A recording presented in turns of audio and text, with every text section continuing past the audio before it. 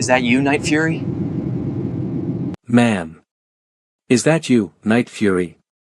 The F-22 pilot's voice shattered 7 years of silence. In seat 23C, the woman everyone ignored froze, her hands gripping the armrests as United Flight 2847 systems failed one by one. She'd spent 7 years hiding from that legendary call sign. But now, with 289 passengers falling towards certain death, her secret was exposed. And only she could save them. Before you watch full story, comment below from which country are you watching. Don't forget to subscribe for more amazing stories. The cabin lights of United Airlines Flight 2847 cast their sterile glow across rows of passengers settling into that peculiar limbo of commercial flight, 289 souls suspended between departure and destination, each absorbed in their own small universes of laptops, books, and streaming entertainment. The Boeing 777-300ER had departed San Francisco International at 14:35 Pacific Time, bound for Washington Dulles with an estimated flight time of 4 hours and 42 minutes.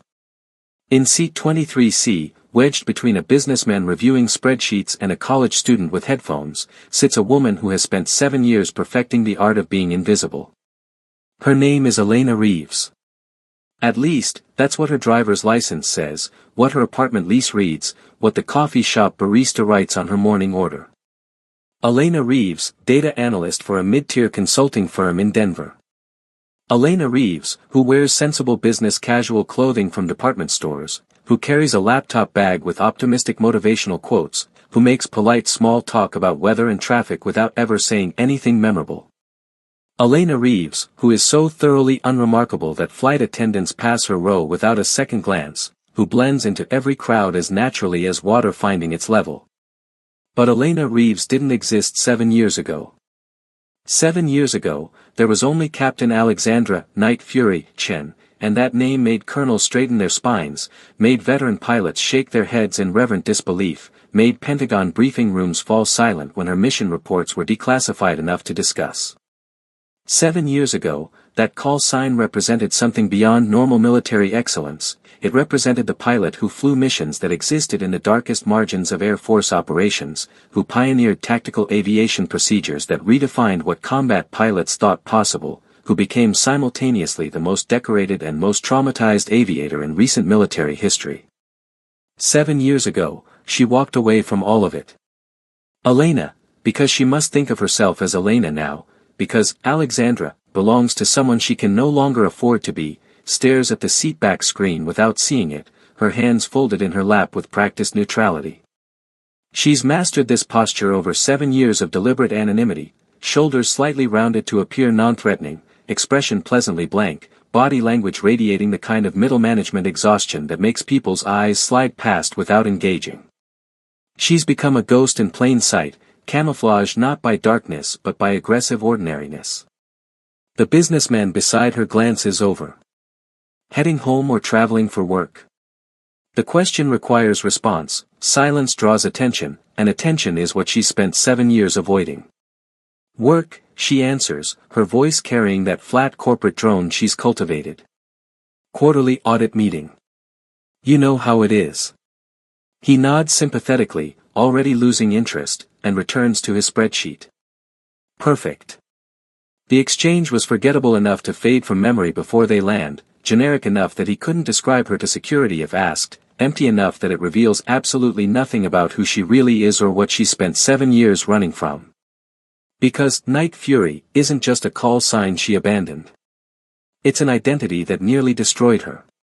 The memories come despite her best efforts to suppress them, they always do during flights, when the physical sensation of being airborne triggers associations she's tried for 7 years to sever.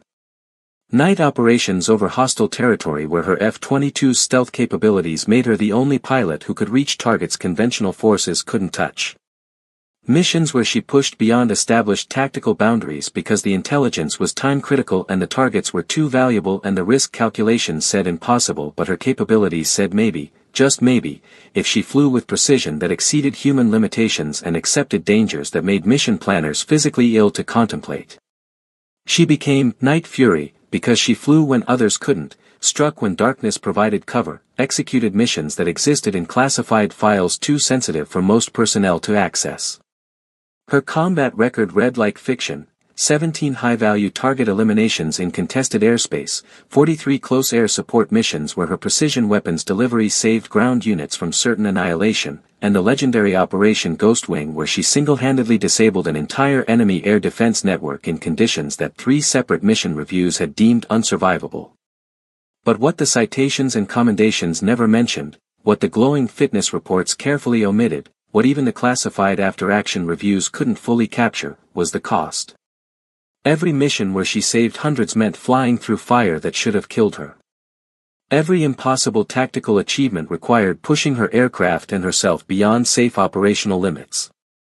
Every night she returned from missions that shouldn't have been survivable, other pilots didn't return from operations that seemed routine by comparison.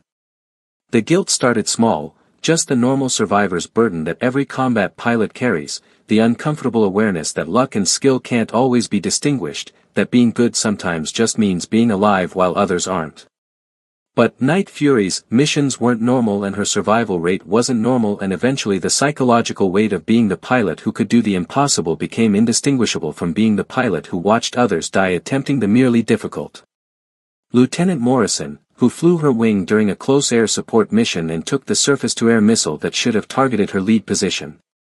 Captain Davis, who provided tactical cover during a strike operation and ran out of fuel 3 minutes short of the tanker rendezvous because he'd burned extra helping her escape an ambush. Major Richards, her squadron mate and closest friend, who died when his F-22 suffered mechanical failure returning from a mission where Night Fury had once again defied probability and death to accomplish objectives that mission planners privately admitted were probably suicide assignments. They gave her the Distinguished Flying Cross. They gave her the Air Medal with Valor device. They promoted her ahead of her peer group and assigned her to training command where her tactical genius could shape the next generation of fighter pilots. They called her a legend, a tactical innovator, the pilot whose capabilities redefined what the Air Force thought achievable. And every night she woke up seeing Morrison's aircraft exploding in her peripheral vision, hearing Davis's final radio transmission as his fuel gauges hit zero over hostile territory, remembering Richards's wife at the memorial service looking at her with eyes that asked the question everyone was too polite to voice: why do you keep surviving when better pilots keep dying? The breaking point came during a routine training flight, 23 months into her assignment at Nellis Air Force Base, where she was teaching advanced tactical aviation to pilots who looked at her with reverent awe that made her skin crawl. She was demonstrating an aggressive defensive maneuver, one she'd pioneered during actual combat operations, when suddenly she was back over Syria, back in that mission where Morrison died, back in the moment where she'd executed that exact maneuver and lived while her wingman died covering her escape. She landed the aircraft on autopilot because her hands were shaking too badly to trust manual control.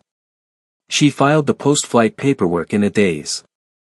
She drove home, sat in her kitchen, and understood with crystal clarity that Captain Alexandra Night Fury Chen could no longer exist because the weight of that identity was killing her more surely than any enemy fire ever had.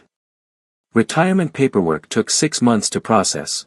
The Air Force didn't want to lose her, tried to convince her to take medical leave or accept a desk assignment or consider any alternative to permanently separating from service. But she was adamant with a quiet desperation that eventually convinced her chain of command that Night Fury was done flying, done teaching, done being the legend whose tactical brilliance came packaged with survivor's guilt that had metastasized into something approaching post-traumatic stress disorder. She separated from the Air Force with full honors, impeccable service record, and recommendations that would have guaranteed her any number of high-paying defense contractor positions or commercial pilot roles with airlines that would have been thrilled to employ someone with her capabilities.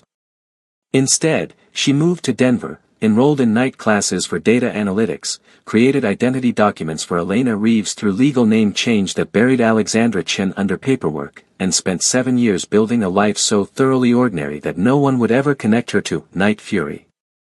7 years of working in corporate offices where no one discussed military service. 7 years of avoiding airports when possible and white-knuckling through necessary flights while pretending the sensation of being airborne didn't trigger memories of combat operations. 7 years of maintaining acquaintances but never friendships close enough to require explaining her past. 7 years of being forgettable, unremarkable, invisible, and safe from the identity that nearly destroyed her. The flight attendant stops beside her row. "Can I get you anything to drink?" "Water, please," Elena responds with the bland smile she's perfected, the one that communicates basic politeness while discouraging further conversation. The attendant nods, serves the businessman's coffee, hands Elena her water, and moves on without the slightest indication that she's just served someone who once coordinated tactical aviation operations that made Joint Chiefs of Staff lean forward in their briefing room chairs. Perfect. Exactly as Elena has engineered for 7 years. No recognition, no curiosity, no indication that she's anything other than what she appears, a mid-level corporate employee on a routine business flight, as ordinary as the recycled air and the muted engine hum.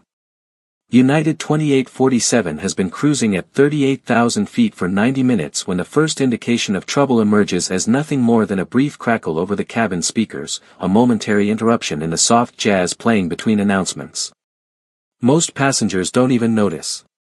Elena notices. 7 years of civilian life haven't completely erased the combat pilot's reflexive attention to anything unusual in aircraft operations, but she deliberately forces herself not to care, not to analyze, not to fall back into tactical assessment mode that belongs to someone she's no longer willing to be. The captain's voice comes over the intercom, professionally calm with the practiced reassurance that airline pilots master during training. "Folks, this is Captain Mitchell from the flight deck. We're experiencing some minor technical difficulties with our navigation systems. Nothing to be concerned about, but we're going to be adjusting our altitude and route slightly while we troubleshoot. Flight attendants, please return to your seats for now." Elena's hands tighten fractionally on her armrests, an involuntary response she immediately suppresses. Minor technical difficulties with navigation systems on a commercial 777 should indeed be nothing to be concerned about given the multiple redundant systems Boeing engineers built into these aircraft. But something about the captain's tone, some subtle stress marker beneath the professional calm that only someone with thousands of hours of high-stakes flight experience would recognize, suggests the situation might be more significant than the announcement implies. She forces herself to relax, to maintain the Elena Reeves posture of mild concern appropriate for a nervous civilian passenger rather than the tactical assessment mode that Night Fury would instinctively deploy. This isn't her problem. She's not a pilot anymore, not responsible for aircraft operations, not the person who needs to worry about navigation system failures. She's a passenger, nothing more, and passengers trust flight crews to handle technical difficulties while they remain safely uninvolved in their seats. The businessman beside her glances up from his spreadsheet, frowning slightly. "You fly a lot. Is this normal?" "I'm sure it's fine," Elena responds with the casual dismissiveness of someone who doesn't actually know anything about aviation systems, who hasn't spent thousands of hours studying failure modes and emergency procedures, who couldn't describe exactly which navigation redundancies should prevent minor difficulties from becoming major emergencies. They have backup systems for everything. He nods, reassured by her apparent lack of concern, and returns to his work. Elena stares at her seatback screen and fights against every instinct screaming at her to analyze what minor technical difficulties with navigation systems might actually mean, what failure modes could affect multiple redundant systems simultaneously, what external factors might cause navigation problems that require altitude and route adjustments. Because that analysis belongs to Night Fury, and Night Fury doesn't exist anymore. 10 minutes pass. The cabin maintains its normal cruise atmosphere, passengers reading, sleeping, watching entertainment, existing in that suspended animation of long-haul flight where time becomes elastic and irrelevant. Elena focuses on her breathing, on maintaining the carefully constructed Elena Reeves persona, on not allowing her mind to drift toward tactical aviation analysis that has no place in her current identity. Then the aircraft shudders. It's subtle, just a brief vibration that might be ordinary turbulence, except Elena's muscle memory recognizes it isn't, because turbulence produces different sensations than what she just felt, because whatever caused that shudder involved the aircraft itself rather than external atmospheric conditions. Several passengers glance up nervously. The businessman's coffee sloshes slightly in its cup. Elena keeps her expression carefully neutral while her combat pilot's brain catalogues the sensation against thousands of hours of flight experience and reaches conclusions she desperately doesn't want to consider. The captain's voice returns, and this time the professional calm sounds noticeably strained. Ladies and gentlemen, we're experiencing some additional technical issues that require our attention. I'm going to need everyone to return to your seats immediately, fasten your seatbelts, and secure any loose items. Flight attendants, prepare the cabin for potential emergency procedures. The cabin atmosphere transforms instantly from casual boredom to sharp anxiety. Passengers sit up straighter, conversations halt mid-sentence, parents reach for their children with sudden protective urgency. The flight attendants move through the aisles with practiced efficiency that can't quite hide their own tension, checking seatbelts, securing overhead bins, maintaining reassuring smiles that don't reach their eyes. Elena feels her heart rate accelerate despite her best efforts at control. Emergency procedures. Not minor technical difficulties anymore, but something serious enough that the flight crew is preparing passengers for potential emergency protocols. Her hands grip the armrests hard enough that her knuckles widen, and she forces herself to breathe slowly, evenly, to maintain the frightened civilian passenger persona rather than shifting into the tactical assessment mode that 7 years of deliberate suppression hasn't completely eliminated. This isn't her emergency. She's not responsible. She's just a passenger who needs to trust the flight crew to handle whatever situation is developing. She's Elena Reeves, data analyst, who knows nothing about aviation emergencies and shouldn't be analyzing the situation with combat pilot expertise she's spent 7 years pretending not to possess. The aircraft shudders again, more pronounced this time, accompanied by a sound that Elena's trained ear recognizes as something wrong with the hydraulic systems, not catastrophic failure but definitely degraded performance, definitely something that shouldn't be happening to a properly maintained Boeing 777 cruising at altitude. Around her, passengers gasp and grip their armrests. A child starts crying several rows forward. The businessman beside her has gone pale, his spreadsheet forgotten as he stares at the seat back in front of him with dawning fear. What's happening? He asks Elena, as if she might have answers, as if her calm demeanor suggests expertise rather than just 7 years of practice hiding her reactions. I don't know, she lies, because Elena Reeves doesn't know, because Elena Reeves is just another frightened passenger, because admitting that she recognizes the specific sound patterns of hydraulic system degradation would require explaining expertise she can't afford to reveal. I'm sure they'll figure it out. But even as she speaks, her combat pilot's mind is running calculations she can't suppress. Hydraulic system problems combined with navigation difficulties suggest either catastrophic coincidence or coordinated failure modes that shouldn't occur naturally. And if it's not coincidence then something is actively wrong with this aircraft beyond normal mechanical failure. And if something is actively wrong then the emergency might exceed what commercial flight crews are trained to handle, and if it exceeds their training then 289 passengers are in danger from a situation that requires expertise they don't have. Expertise that Elena has spent 7 years refusing to use. The captain's voice returns, and this time the professional calm has been completely replaced by barely controlled urgency. This is Captain Mitchell. We are declaring an emergency. I need everyone to listen carefully to the flight attendant's instructions. We have experienced multiple system failures and are coordinating with air traffic control for emergency landing procedures. Please remain calm and follow all crew instructions immediately. The cabin erupts into barely controlled panic. Passengers cry out in fear, parents clutch their children, people grab phones to send desperate final messages to loved ones. The flight attendants move through the aisles attempting to maintain order while their own faces betray the terror they're fighting to suppress. Elena sits frozen in her seat, her carefully maintained civilian persona cracking under the weight of understanding exactly how serious multiple system failures are, how limited commercial crew training is for managing cascading emergencies, how desperately these 289 people need help that the current flight crew might not be able to provide.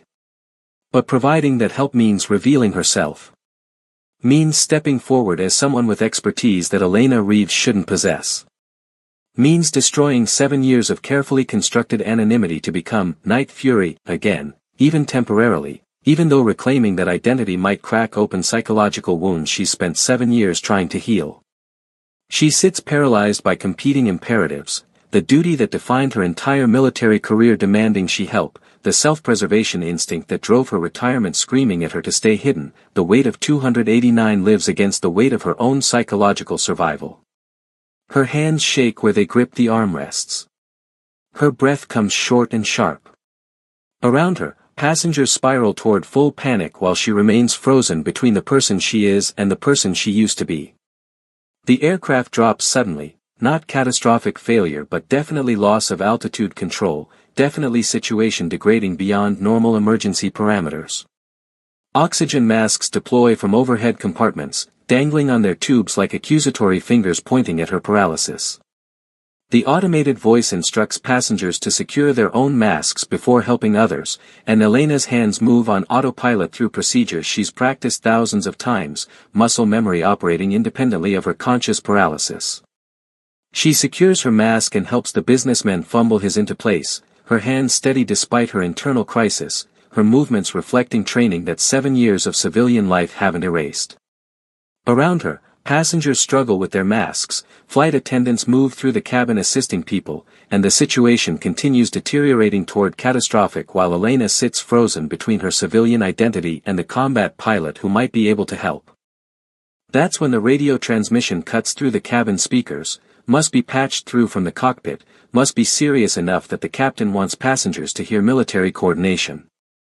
A voice comes through with the clipped professional tone of fighter pilot communications. United 2847, this is Raptor 11 of the 27th Fighter Squadron, United States Air Force. We have been scrambled to provide tactical support for your emergency. Please transmit your full situation report and we will coordinate assistance. F-22 Raptors. The 27th Fighter Squadron. Elena's hand stops shaking as something cold and sharp settles in her chest, because she knows that squadron, because she trained pilots in that squadron during her final assignment at Nellis, because those pilots learned tactical aviation from Night Fury, and now they're here providing escort for a commercial emergency that requires expertise those pilots possess because she taught them. The captain's voice responds, stressed and desperate. Raptor 11, United 2847. We have multiple cascading system failures, navigation, hydraulics, and now flight control degradation. We're losing altitude control and our emergency procedures are not containing the failures. We have 289 souls on board and we need immediate assistance with emergency landing coordination. United 2847, copy all. We are coordinating with Edwards Air Force Base for emergency landing clearance. Stand by for, the pilot's voice cuts off abruptly, replaced by silence that stretches for several seconds before he returns, his professional tone now carrying an edge of shocked disbelief. United 2847, we have established video link with your cabin cameras for tactical assessment. I need to confirm something. Is there a passenger aboard your flight, female, approximately 5'6", sitting in seat 23C? Elena's heart stops. Her breath catches in her throat. Around her, passengers look confused by the oddly specific question, but Elena understands with sick certainty what's happening. The F-22 pilot is looking at cabin camera feeds, seeing her face despite her 7 years of anonymity, recognizing features that training photos burned into his memory because Night Fury was the instructor pilot whose tactical brilliance shaped his entire approach to combat aviation. She closes her eyes, her 7 years of careful invisibility crumbling in real time, her civilian identity dissolving because someone recognized her despite all her efforts to remain hidden. This is what she's feared for 7 years, not general discovery, but specific recognition by someone who knew her, by someone who would remember Night Fury and connect that legendary call sign to the ordinary woman desperately trying to hide. The captain's voice comes back, confused and uncertain. Raptor 11, affirmative, we have a female passenger in seat 23C. Why is this relevant to our emergency? The F-22 pilot's voice returns, and now it carries unmistakable recognition mixed with profound shock and desperate hope. His next words shatter 7 years of anonymity with surgical precision, ma'am. Is that you, Night Fury? The cabin falls into absolute silence. Every passenger who can hear the transmission freezes, the panic momentarily suspended by sheer confusion about what they just heard. Flight attendants stop mid-motion, staring at the speakers in bewilderment. The captain's voice returns with pure confusion. Raptor 11, please clarify. Who are you addressing? But Elena can't hear any of it over the roaring in her ears, over the sound of her carefully constructed world collapsing, over 7 years of peace and anonymity shattering because someone said those 2 words, Night Fury, and connected them to her.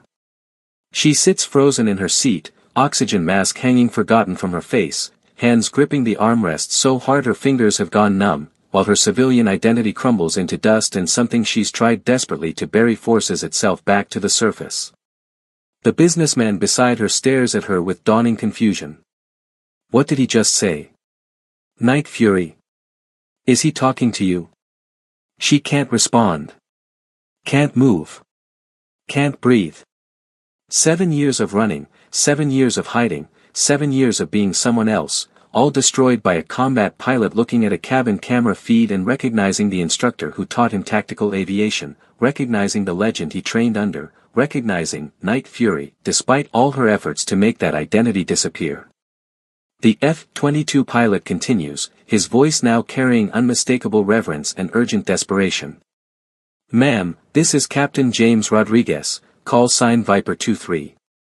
I flew under your command at Nellis Air Force Base, 27th Fighter Squadron, 2017 through 2018. You taught me advanced tactical aviation. Ma'am, I recognize you. I know that face. I know you've been away. But these people need you. They need Night Fury's expertise. Please, ma'am. We need you.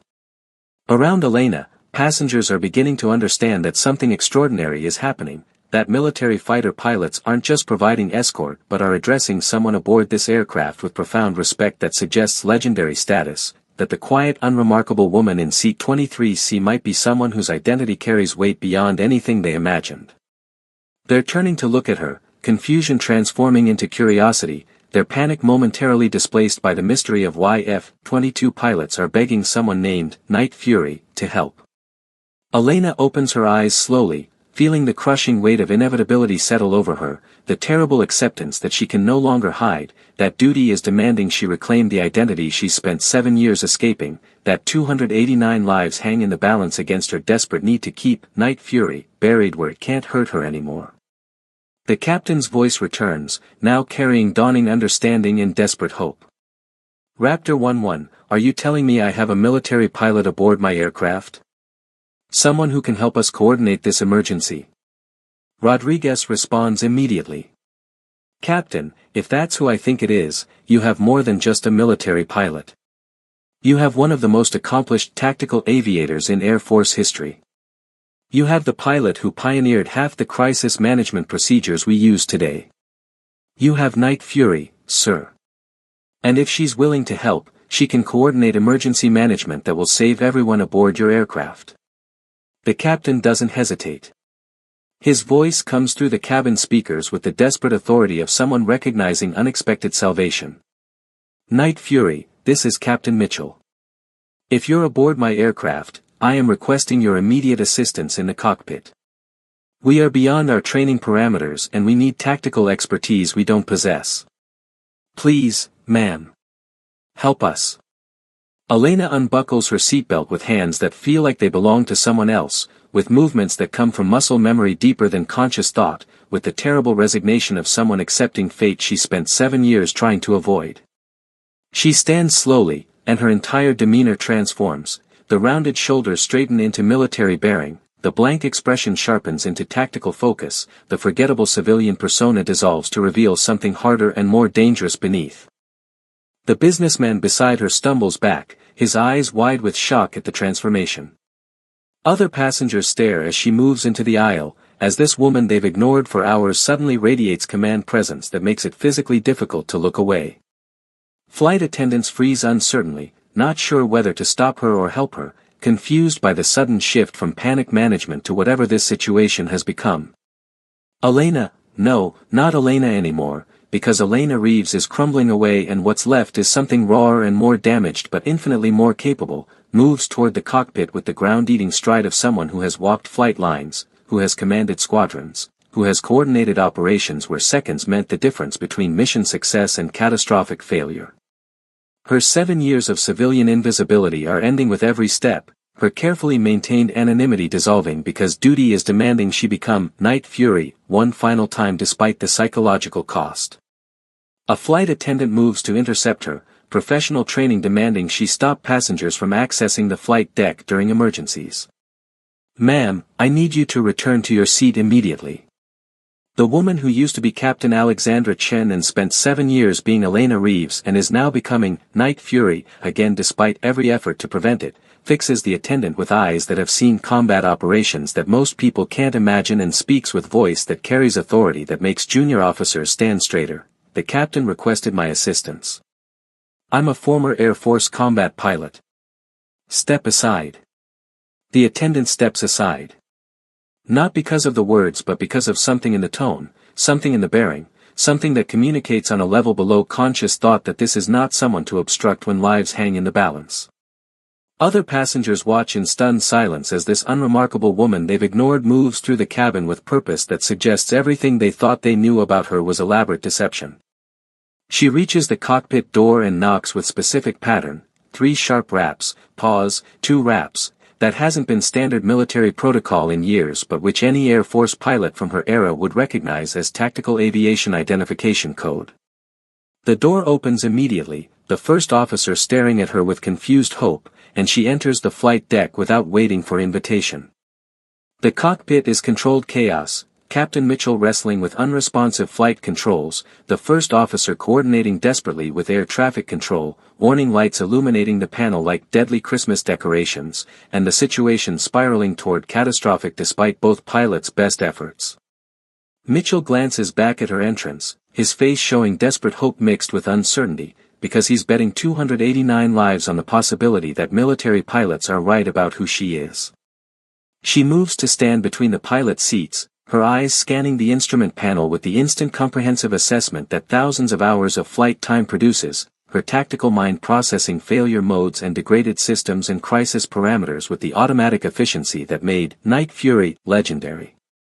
And despite 7 years away, despite her desperate efforts to suppress this expertise, despite the psychological wounds that forced her retirement, the analysis comes as naturally as breathing. "Captain Mitchell," she says, her voice carrying tactical calm that cuts through the cockpit chaos like lighthouse beam through fog. "I'm establishing communication with the F-22 formation. I need you to focus on maintaining what altitude control you still have while I coordinate crisis management with military support." Mitchell nods without questioning, because he's beyond the point where pride or protocol matter, because his aircraft is dying and someone just walked into his cockpit speaking with authority that suggests she knows exactly how to save it. He hands her a headset without hesitation, making room between the seats, accepting her presence with the desperate gratitude of someone recognizing unexpected expertise. She settles the headset over her ears, keys the transmit button, and speaks with voice that belongs to someone she hasn't been in 7 years. "Raptor 1-1, this is Night Fury. I copy your situation. Transmit full tactical picture and I'll coordinate crisis management from the flight deck." The response is immediate, Rodriguez's voice carrying barely controlled emotion mixed with profound relief. "Night Fury, Raptor 1-1. Ma'am, it's actually you. We thought. After you disappeared, we thought we'd never. Ma'am, it's an honor. Save the reunion, Captain," she cuts him off, not unkindly but with the tactical focus that allows no room for sentiment when lives hang in the balance. "Right now I need tactical assessment. What's your formation strength and what support can you provide?" "Night Fury, for F-22's information, full tactical capability. We have Edwards Air Force Base cleared for emergency landing, ground support standing by, but the situation is beyond standard commercial emergency protocols. The 777 systems are cascading failure, navigation, hydraulics, flight controls all degraded beyond normal parameters. Ma'am, this doesn't look like mechanical failure. This looks like coordinated sabotage or external interference," she finishes, because she's already reached that conclusion from the pattern of failures, because cascading system degradation across multiple independent backups doesn't happen naturally, because her combat experience includes missions where enemies deployed electronic warfare systems designed to do exactly what's happening to United 2847.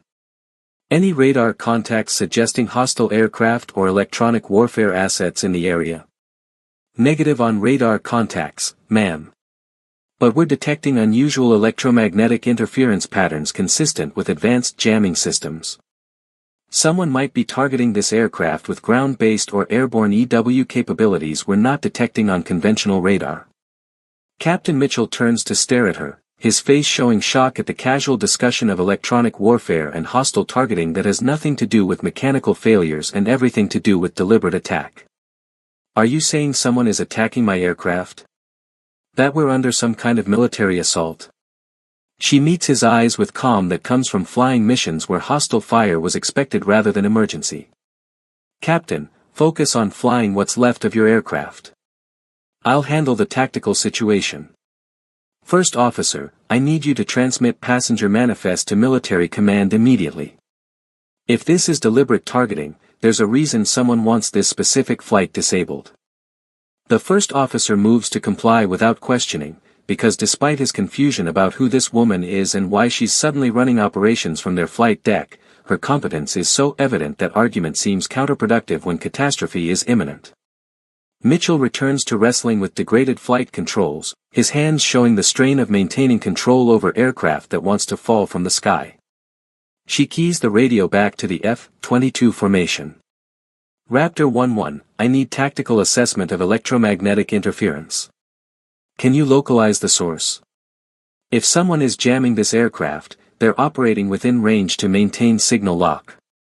Rodriguez's response comes back immediately, his voice carrying the focused professionalism of someone who learned tactical thinking from her and is now applying those lessons under her direct command again. Night Fury, stand by for EW analysis. Raptor 2-2 is running electronic warfare sweep now. While she waits, she turns her attention to the flight systems, her eyes analyzing the cascading failures with expertise that Captain Mitchell doesn't possess, identifying patterns in the degradation that suggest attack vectors and vulnerabilities. The hydraulic systems are failing but not completely dead, suggesting electronic interference with control systems rather than physical damage. Navigation systems are receiving corrupted data, suggesting GPS jamming rather than equipment failure. Flight controls are degraded but responsive, suggesting command signal interference rather than mechanical breakdown. Everything points to sophisticated electronic warfare attack using equipment that shouldn't exist outside military applications, targeting a commercial flight that should have no tactical significance unless someone aboard this aircraft is significant enough to warrant this level of resource commitment. Which means someone on the passenger manifest is either target or threat important enough that hostile actors deployed military-grade EW systems to force this aircraft down. Captain Mitchell, she says with tactical calm that pretends they're discussing routine procedures rather than unprecedented attack on commercial aviation. I need you to maintain heading toward Edwards as long as possible. The jamming is likely designed to force us off course toward prepared capture or crash site. If we can reach Edwards Air Force Base, we have ground support that can counter electronic warfare. And if we can't maintain heading? Mitchell asks, his voice tight with stress of flying crippled aircraft. Then I coordinate emergency landing using tactical procedures that commercial aviation doesn't teach but which my previous career specialized in. Captain, I've landed damaged aircraft in contested airspace under fire from hostile forces.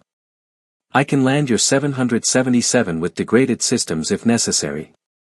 Mitchell's hands tighten on the controls, his face showing dawning understanding of exactly what kind of expertise just walked onto his flight deck, what kind of experience Night Fury represents, what it means that military fighters are treating her with reverence that suggests legendary status.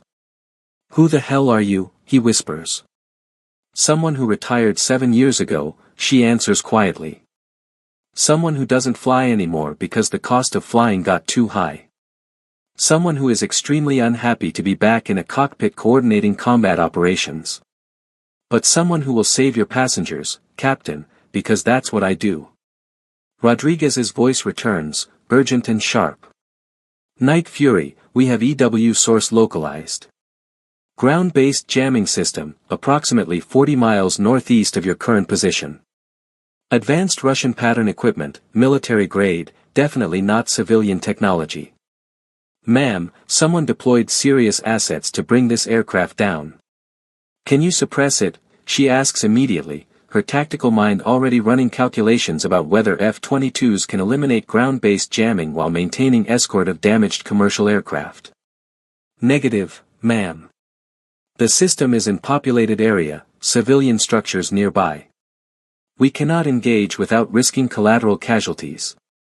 But we can coordinate with ground forces for. The aircraft shudders violently, accompanied by warnings screaming across the instrument panel as another system fails. The hydraulics finally give up completely, leaving Captain Mitchell with flight controls that respond sluggishly through backup electrical systems never designed to manage aircraft this size at cruise altitude. Around them, the cockpit fills with alarm tones that create symphony of impending disaster. Night Fury, Rodriguez's voice carries barely controlled urgency. United 2847's altitude is degrading rapidly. You need to execute emergency descent immediately before you lose what control authority you still have. She's already moving, her hands reaching for controls with muscle memory that 7 years hasn't erased, her voice snapping orders with tactical authority that makes both pilots respond automatically. Captain Mitchell, initiate emergency descent. First Officer, coordinate with air traffic control for priority clearance. Raptor 11, I need tactical escort through descent profile and ground approach vectors for emergency landing. Night Fury, Raptor formation is with you. We'll provide tactical coordination and clear your approach corridor. Ma'am, whatever you're planning, we trust your expertise. Just like we did when you trained us.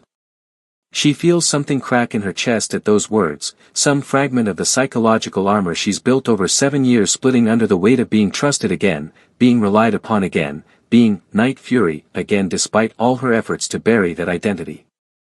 But she can't afford to process that emotion now, can't afford to confront what it means that she's coordinating combat operations again, can't afford to acknowledge the terror that reclaiming this identity might cost her the psychological stability she's barely maintained. Beginning emergency descent, Mitchell announces, his voice steady despite the stress, his hands implementing procedures that represent controlled catastrophe, deliberately falling from the sky fast enough to reach lower altitude before systems fail completely but slow enough to avoid structural damage or passenger injury. The aircraft tilts forward, the nose dropping with stomach-lurching suddenness, and through the cockpit windows the ground begins rising toward them with threatening speed.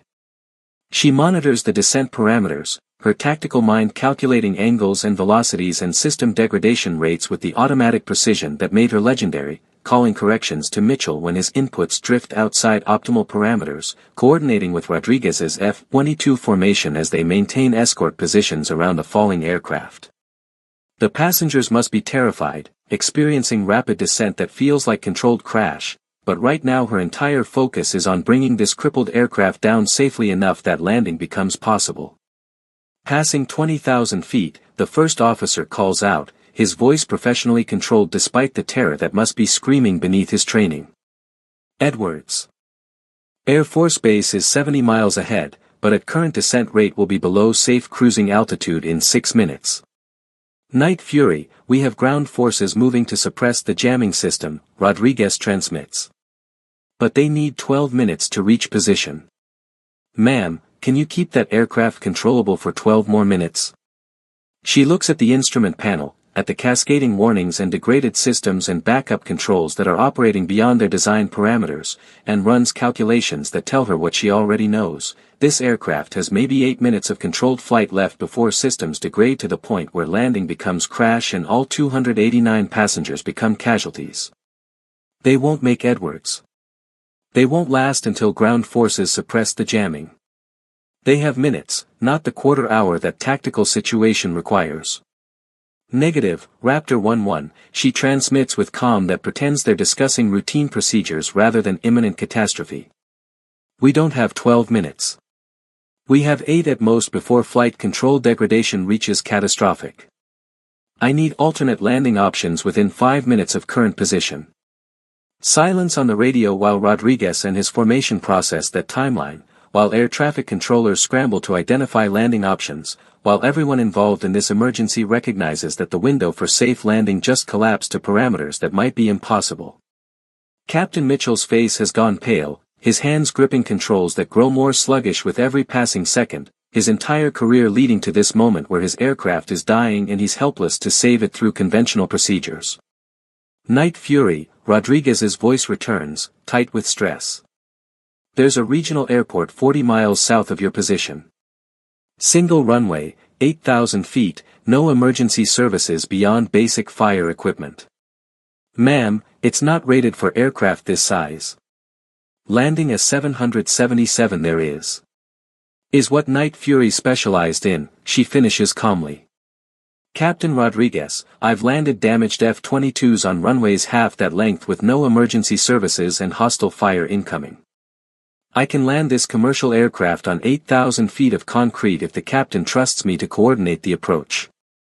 Mitchell turns to look at her, his eyes showing naked fear mixed with desperate hope, because he's a commercial pilot with maybe 3,000 flight hours facing a situation that exceeds every simulation he's trained for, while this woman who appeared from nowhere speaks with casual confidence about landing aircraft in combat conditions that make his current emergency seem manageable by comparison. You can really do this? You can save my passengers? Captain, I once landed an F-22 with no hydraulics, degraded flight controls, and one engine on a highway in Syria while taking ground fire. Your 777 has better glide characteristics and more control authority than what I worked with that night. Yes, sir. I can save your passengers. But I need you to trust me completely and follow my instructions exactly. Mitchell nods without hesitation, because pride and authority and command structure mean nothing when catastrophe is imminent and someone offers expertise that might mean survival. The aircraft is yours, ma'am. Tell me what you need. She keys the radio back to the F-22 formation. Raptor 11, coordinate with air traffic control for emergency clearance to regional airport. I need approach vectors, wind conditions, and tactical assessment of runway environment. And Captain Rodriguez? I need you to remember everything I taught you about emergency landing coordination, because we're going to execute it exactly like the simulations we ran at Nellis. Copy that, ma'am, Rodriguez responds, and his voice carries the focused confidence of someone who trained under the best and is now applying those lessons under her direct command. Coordinating with ATC now. Raptor formation will maintain escort and provide tactical support throughout approach. Night Fury, we have your back. Just like you taught us. The next 6 minutes are compressed intensity beyond anything commercial aviation normally experiences, Captain Mitchell following her instructions with precision that shows excellent pilot despite his lack of tactical training, the first officer coordinating with ground services and air traffic control to clear their emergency approach, and her voice maintaining steady tactical calm that pretends they're executing routine procedures rather than attempting landing that pushes beyond design. Parameters of both aircraft and runway. She walks Mitchell through emergency procedures that don't exist in commercial aviation handbooks, techniques she developed during combat operations where survival meant innovation and conventional wisdom meant death.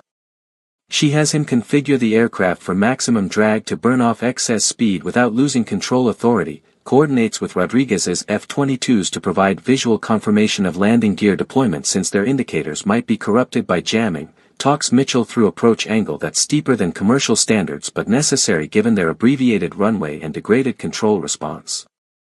United 2847, this is Regional Airport Tower, a new voice joins the radio traffic, younger and clearly terrified. We have emergency vehicles positioning. Ma'am, I need to inform you that our runway is not certified for aircraft your size. Landing loads might exceed. Tower, this is Night Fury coordinating emergency landing, she cuts in with tactical authority that permits no argument. Your runway will hold. I've seen concrete performance under worse conditions. Clear the approach corridor and have your emergency services ready for possible runway overrun, but we're landing on your runway regardless of certification. Acknowledge. Acknowledged, Night Fury, the tower operator responds, odd authority in her voice overriding his concerns. Runway is cleared, emergency services standing by. Ma'am, good luck. Luck is what civilians need, she responds. I have training. Captain Mitchell, we're beginning final approach. Follow my instructions exactly and ignore what feels wrong. Everything about this landing violates commercial standards, but commercial standards weren't designed for tactical crisis management. Trust the procedures. I trust you, Mitchell says simply, his hands on the controls responding to her guidance with the precision that suggests excellent pilot operating far beyond his normal parameters. Whatever you need. The regional airport rises through the windscreen, single ribbon of concrete stretching across scrubland terrain that looks impossibly short for aircraft this size, emergency vehicles clustered at the approach end like nervous spectators, and no margin for error because missing this runway means controlled crash in desert terrain at speeds that might not be survivable. She coordinates with Rodriguez's F-22 formation as they maintain escort positions, their pilots providing real-time tactical assessment that supplements the degraded instruments. She walks Mitchell through final approach configuration, has him dump additional speed through aggressive flare that commercial pilots would never attempt, coordinates touchdown point that gives them maximum rollout distance while still ensuring they contact runway rather than undershooting into rough terrain. 300 feet, Rodriguez calls, his F-22 maintaining parallel position with the descending 777. 200 feet. Approach looks good, Night Fury. You're centered on runway. 100 feet. 50 feet. Ma'am, this is going to work.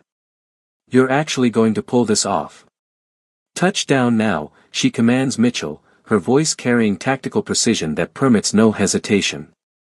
Main gear contact, hold the nose up, maximum aerodynamic braking until you feel main gear grip, then nose gear down and full braking authority. Do not try to make this gentle, we need maximum deceleration immediately. The Boeing 777 slams onto the runway with impact that rattles teeth and screams through the airframe, main landing gear absorbing forces they weren't designed for, tires smoking immediately as Mitchell implements full braking. The nose stays up for precious seconds while aerodynamic drag scrubs speed, then comes down hard onto nose gear that compresses nearly to its limits. Through the windscreen, the end of the runway approaches with terrifying speed. 8,000 feet sounds like reasonable distance until you're decelerating a 777 loaded with 289 souls and degraded systems. Brakes holding, Mitchell grunts through clenched teeth, his hands white-knuckled on the controls. Deceleration is good. Speed coming down. 4,000 feet of runway remaining. 3,000. We're going to make it. 2,000. 1,000. Ma'am, we're going to make it. The aircraft shudders to complete stop with maybe 200 feet of runway remaining, the brakes smoking like battlefield aftermath, the entire airframe groaning from the abuse, but completely, impossibly, miraculously stopped and intact with all 289 passengers alive. Emergency vehicles surround them immediately, fire crews spraying foam on overheated brakes, ground personnel positioning stairs against the fuselage, and through the cockpit windows she can see people on the ground staring up at the massive aircraft that just landed on their regional runway like combat operation.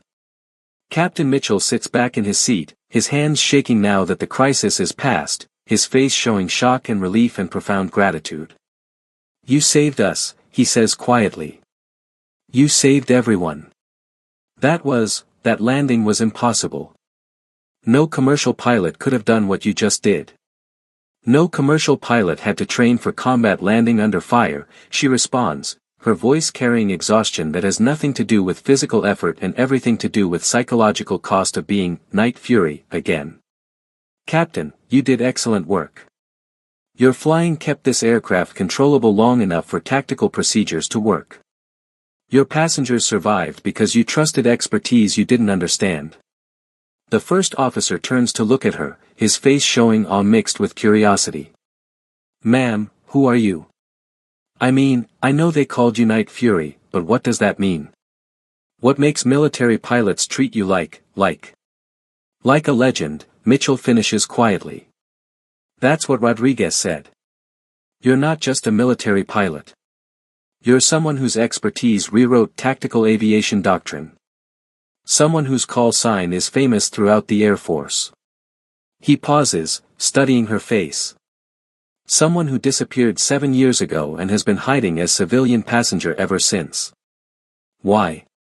She doesn't answer, because the explanation requires confronting trauma she's not ready to process, because admitting that night fury became psychologically unbearable means revealing wounds she's barely keeping bandaged. Instead, she removes the headset and turns toward the cockpit door. I need to check on the passengers. Make sure everyone is uninjured from the landing. But when she opens the cockpit door and steps into the cabin, she finds 289 passengers on their feet giving her thunderous standing ovation, their faces showing relief and gratitude and shocked awe that this unremarkable woman they ignored saved everyone through capabilities they couldn't have imagined. Flight attendants are crying with relief, parents are clutching their children with desperate thanksgiving, and every face shows the same question Mitchell just asked: who is she and why was someone this skilled hiding as ordinary passenger? The businessman who sat beside her for hours pushes forward through the crowd, his face showing emotions too complex to name. You saved us all, he says simply. You were sitting right there next to me and I had no idea.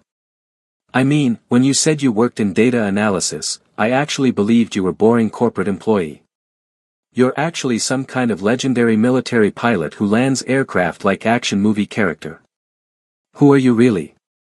She forces a smile that doesn't reach her eyes, maintaining the detachment that keeps her functional. I'm someone who used to fly. Someone who doesn't anymore.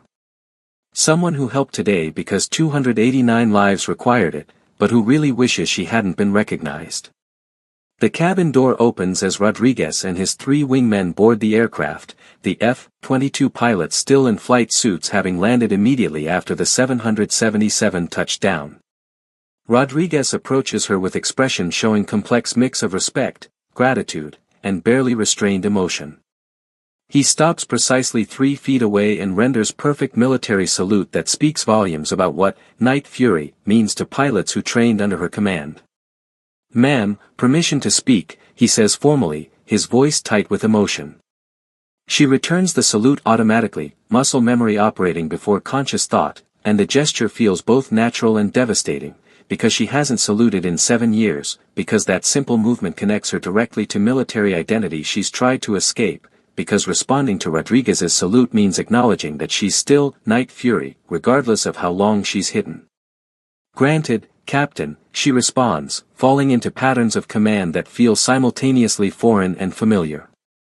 Ma'am, when you disappeared 7 years ago, it devastated the entire tactical aviation community. You were the instructor who taught half the combat pilots currently flying F-22s. You pioneered crisis management procedures that have saved countless lives. You were. He pauses, searching for words. You were Night Fury, ma'am. The legend. And then suddenly you were gone, and nobody knew where or why. We thought maybe you died. Some pilots even held unofficial memorial services.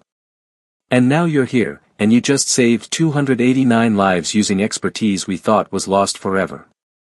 His voice cracks slightly. Ma'am, why did you leave? Why did you hide? She meets his eyes and sees genuine hurt beneath the respect, sees the bewilderment of someone who viewed her as tactical genius and can't comprehend why that genius would choose obscurity over continuing to serve and teach and fly.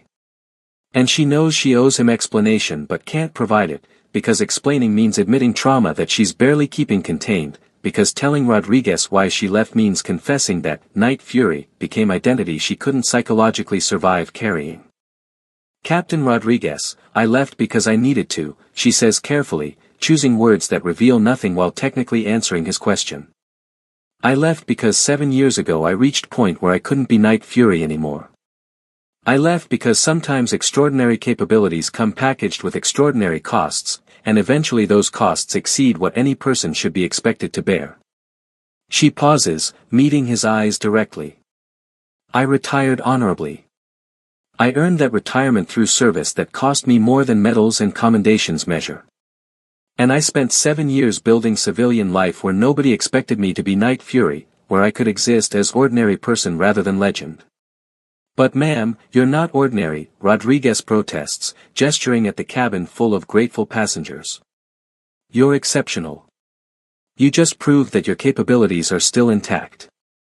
The Air Force needs you. We need you. Your tactical expertise, your teaching ability, your combat experience, these are irreplaceable assets that nearly destroyed me. She cuts him off, her voice harder than intended. Captain, I'm grateful that my training helped you today. I'm profoundly relieved that everyone aboard this aircraft survived. But I did not leave the Air Force lightly, and I did not spend 7 years hiding because I was bored or indecisive. I left because Night Fury was killing me. Because the psychological burden of being the pilot who could do the impossible became indistinguishable from being the pilot who survived while others died attempting the merely difficult. Because survivors' guilt and combat trauma and the weight of legendary status combined into something that left me unable to function as the person everyone expected me to be. The cabin has fallen silent around them, passengers listening to confession that explains what Night Fury really means, what legendary status really costs, why someone with her capabilities would choose anonymity over honor.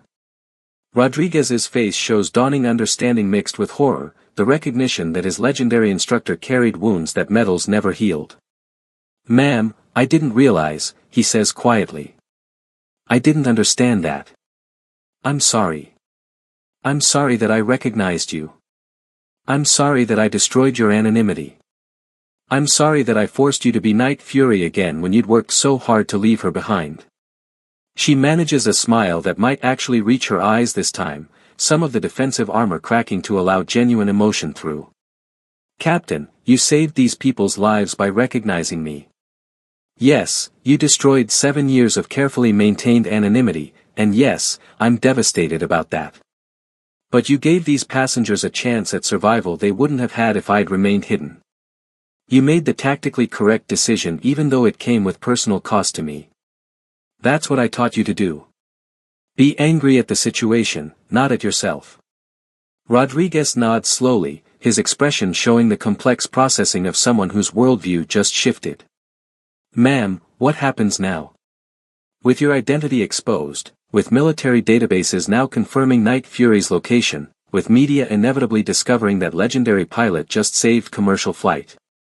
Ma'am, you can't hide anymore. Everyone is going to know who you are. She knows he's right.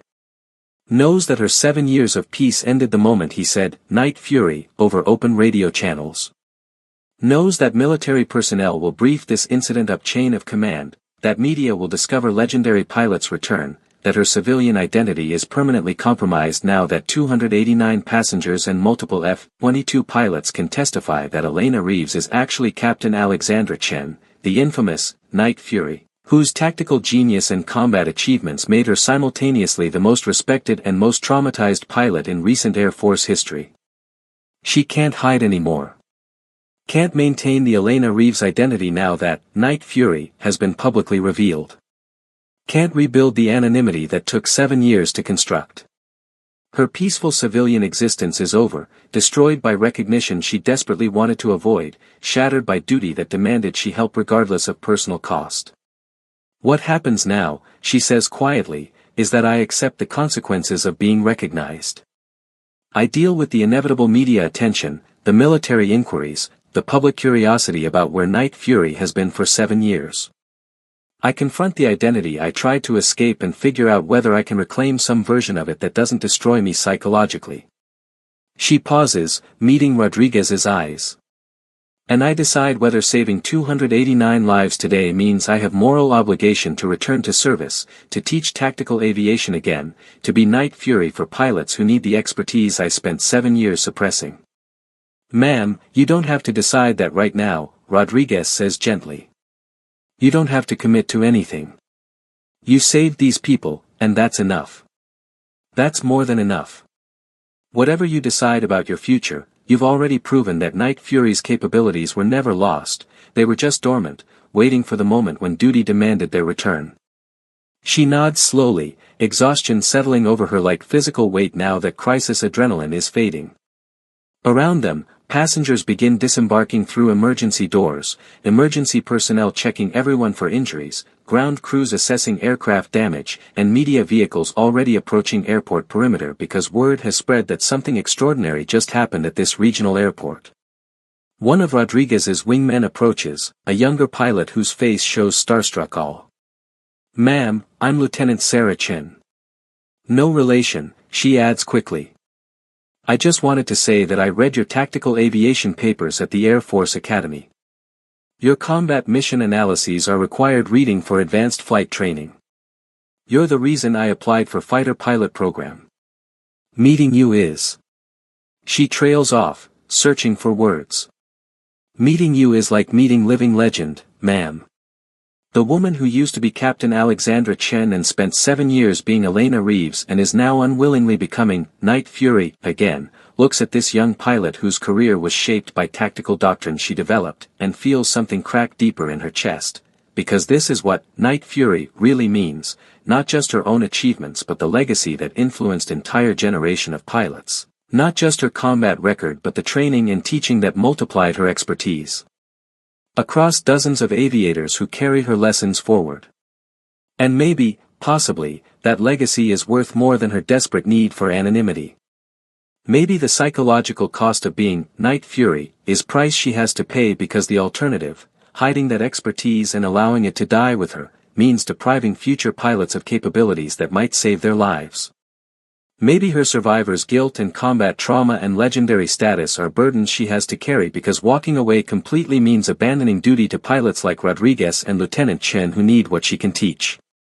Maybe she can't ever truly escape being Night Fury, because that identity isn't just about her, it's about everyone she trained, everyone who learned tactical aviation from her example, everyone whose survival depends on expertise that only she possesses. "Lieutenant Chen," she says carefully, "the papers you read were written by someone at the peak of her career, someone who hadn't yet confronted the full psychological cost of the operations they describe. They're accurate from tactical perspective, but they don't capture the human price of flying those missions. If you're going to build your career on my doctrine, I need you to understand that tactical brilliance isn't free. It costs in ways that medals don't measure." The young lieutenant nods seriously, her expression showing mature understanding beyond her years. "Ma'am, I understand. My instructors made sure we knew that Night Fury didn't just disappear, she retired early because the psychological burden became unsustainable. They taught us your tactical expertise alongside warnings about combat trauma and the importance of recognizing when operational stress exceeds sustainable limits. Ma'am, you didn't just teach us how to fly, you taught us that even the best pilots have to acknowledge their human limitations." Something shifts in her chest at those words, some fragment of the guilt and shame she's carried beginning to crack. Because maybe retiring wasn't weakness. Maybe choosing her psychological survival over continued service wasn't abandoning duty. Maybe Night Fury taught important lessons through her retirement as well as through her combat achievements, lessons about recognizing trauma, about acknowledging limits, about understanding that legendary status doesn't make someone invulnerable to human frailty. Maybe she doesn't have to be ashamed of the 7 years she spent hiding. Maybe those 7 years were necessary healing time rather than cowardly escape. Maybe Elena Reeves wasn't elaborate deception but legitimate attempt at recovery, at building psychological foundation stable enough to eventually confront Night Fury again without the identity destroying her. And maybe, possibly, being recognized today, as devastating as it feels, might actually be opportunity rather than catastrophe. Opportunity to reclaim Night Fury on her own terms instead of the terms that broke her 7 years ago. Opportunity to teach tactical aviation again but with explicit acknowledgement of psychological costs. Opportunity to be the legendary pilot whose expertise saves lives while also being the traumatized veteran whose recovery journey teaches important lessons about combat stress and human limitations. She looks around the cabin at the passengers who survived because Night Fury returned for one emergency, at Rodriguez and his formation who flew escort using tactics she taught them, at Lieutenant Chen whose career was shaped by doctrine she developed. She sees the complex web of connections that Night Fury represents, not just her individual achievements but the multiplicative effect of expertise shared and lessons taught and tactical innovations that ripple forward through generations of pilots. And she understands, with clarity that feels simultaneously devastating and liberating, that she can't hide from this identity anymore. Can't pretend that Elena Reeves is sufficient existence when Night Fury represents capabilities and knowledge and experience that others desperately need. Can't maintain anonymity when recognition has already occurred, and her presence here today will inevitably become public knowledge that destroys any remaining cover.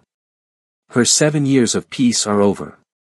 But maybe that's acceptable if those 7 years provided healing that allows her to be Night Fury again without the psychological cost destroying her. Maybe she's stronger now than she was when she retired. Maybe civilian anonymity gave her perspective and distance that allows her to reclaim tactical aviation identity while maintaining psychological boundaries that protect her from the trauma that forced her retirement. Captain Rodriguez, she says quietly, I'm going to need time to process today's events and decide what comes next. But I want you to know that being recognized by someone I trained, being addressed as Night Fury by pilots who remember my teaching, being needed for expertise I thought I'd never use again, it's complicated. It's devastating and affirming and terrifying all at once. I spent 7 years convinced that walking away was necessary for my survival, and today it proved that maybe I was right to walk away when I did, but also proved that the expertise I tried to bury is still valuable and maybe still needed. Ma'am, whatever you decide, the tactical aviation community will respect it, Rodriguez responds. If you choose to return to teaching or consulting or any form of service, we would be honored to learn from you again. If you choose to maintain civilian life as much as possible despite today's exposure, we'll defend your privacy and acknowledge your right to retirement. Night Fury saved enough lives and taught enough pilots that nobody has right to demand more from you than you're willing to give. She nods, grateful for his understanding, grateful that recognition doesn't automatically mean pressure to return, grateful that maybe she has space to decide on her own terms what Night Fury means going forward. The passengers have mostly disembarked now, emergency personnel confirming that everyone survived without serious injury, and through the cabin windows she can see media vehicles gathering at airport perimeter with cameras and reporters who will want to know every detail about the legendary pilot who emerged from 7 years of hiding to save commercial flight. The attention she spent 7 years avoiding is about to become unavoidable. The anonymity she carefully constructed is permanently destroyed. The civilian identity she built is compromised beyond repair. Elena Reeves existed for 7 years, but she can't exist anymore now that Night Fury has been publicly revealed. But maybe that's not entirely tragic. Maybe reclaiming Night Fury, on her own terms, with psychological boundaries she's learned to maintain, with explicit acknowledgement of trauma and limitations, might be healthier than continuing to hide from identity that represents both her greatest achievements and deepest wounds. Maybe the path forward isn't choosing between Elena Reeves and Night Fury, but rather integrating both identities into someone who acknowledges tactical genius while also acknowledging human vulnerability. She walks toward the cabin door where emergency stairs wait to take her down to ground level where media and military personnel and grateful passengers will want to celebrate the legendary pilot who saved 289 lives. Her hands shake slightly as she grips the doorframe, her breath coming short and shallow, because stepping through this door means stepping back into public identity she's avoided for 7 years, means accepting that Night Fury is who she is whether she wants to be or not. Rodriguez appears beside her, his presence solid and reassuring. Ma'am, I can run interference with media if you want. My formation can provide escort to keep reporters at distance. You don't have to face them alone. She manages a smile that actually reaches her eyes this time, grateful for the support, grateful for the reminder that maybe being Night Fury again doesn't mean being alone with the burden. Thank you, Captain. I appreciate that. But I think I need to face this directly rather than hiding behind military escort. I spent 7 years hiding, and maybe it's time to stop hiding and start acknowledging what Night Fury represents, the good and the bad, the achievements and the trauma, the legendary status and the psychological cost. She steps through the door and down the emergency stairs, her feet touching ground at this small regional airport where she just landed aircraft that shouldn't have fit on this runway using procedures that shouldn't have worked but did because Night Fury specialized in the impossible. Media cameras turn toward her immediately, reporters shouting questions, flash bulbs creating artificial lightning, and the entire scene feeling surreal, like watching someone else's life rather than living her own. But she straightens her spine with military bearing she hasn't used in 7 years, meets the cameras with direct gaze that acknowledges their attention, and accepts that this moment marks the end of Elena Reeves and the unwilling return of Captain Alexandra, Night Fury, Chen. Her 7 years of peace are over.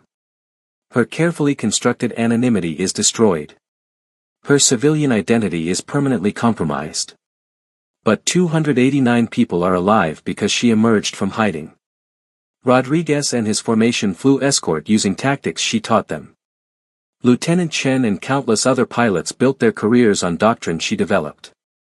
And maybe that legacy, painful and complicated as it is, means that Night Fury is identity worth reclaiming despite the psychological cost, because walking away completely would mean depriving others of expertise that saves lives. She doesn't know yet what comes next.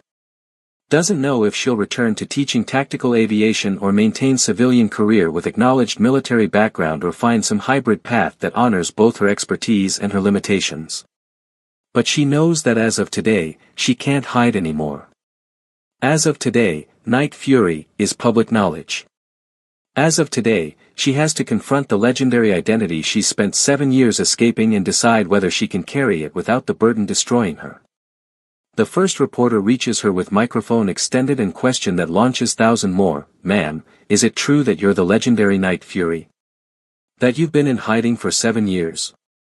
That you just saved 289 lives using tactical expertise from your military career? Can you tell us where you've been and why you disappeared? She takes a deep breath, steadies herself, and begins answering questions that will define her public identity going forward. No longer Elena Reeves the invisible data analyst, no longer Captain Alexandra Chen the traumatized retiree, but something new and undefined, the woman who was Night Fury, who walked away when the cost became too high, who returned when duty demanded it, and who now must figure out whether legendary status is curse or calling or complicated combination of both. Her 7 years of anonymity are over.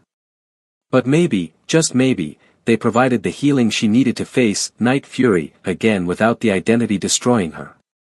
Maybe hiding was necessary preparation for reclaiming. Maybe running was required before she could return. And maybe the pilot who said, "Ma'am, is that you, Night Fury," didn't just destroy her peace, maybe he gave her permission to stop hiding from who she really is and start building life that acknowledges both her extraordinary capabilities and her very human limitations. The story of Night Fury isn't over. It's just entering a new chapter, one she never wanted but might actually need. One she tried desperately to avoid but might ultimately survive. One she feared would destroy her but might actually heal the wounds that forced her into hiding 7 years ago. She faces the cameras, acknowledges the questions, and accepts that whatever comes next, Elena Reeves and Captain Alexandra Chen and Night Fury are all part of the same complicated identity that she can no longer separate or escape. And maybe that integration, painful as it is, represents the path forward that allows her to honor her past while building toward future that doesn't require hiding from who she is or what she's accomplished or what she's survived. Her 7 years of peace are over. But maybe something better is beginning, something honest, something integrated, something that acknowledges that legends are human and humans are fallible, and sometimes the bravest thing a legendary pilot can do is admit vulnerability while still offering the extraordinary capabilities that save lives. Night Fury has returned. Not because she wanted to. Not because she was ready. But because 289 lives needed her, and maybe that need is enough to justify reclaiming the identity she spent 7 years trying to escape. Maybe being Night Fury doesn't have to mean being destroyed by the legendary status. Maybe it can mean being human with extraordinary capabilities. Maybe it can mean being the pilot who saves lives while also being the veteran who acknowledges trauma. Maybe it can mean being legendary without pretending to be invulnerable. She doesn't know yet. But standing here on this runway, surrounded by grateful passengers and respectful military pilots and curious media representatives, she understands that she's going to find out. Whether she wants to or not. The legendary Night Fury has been found. And now she has to figure out what that means for the woman who spent 7 years insisting she no longer existed.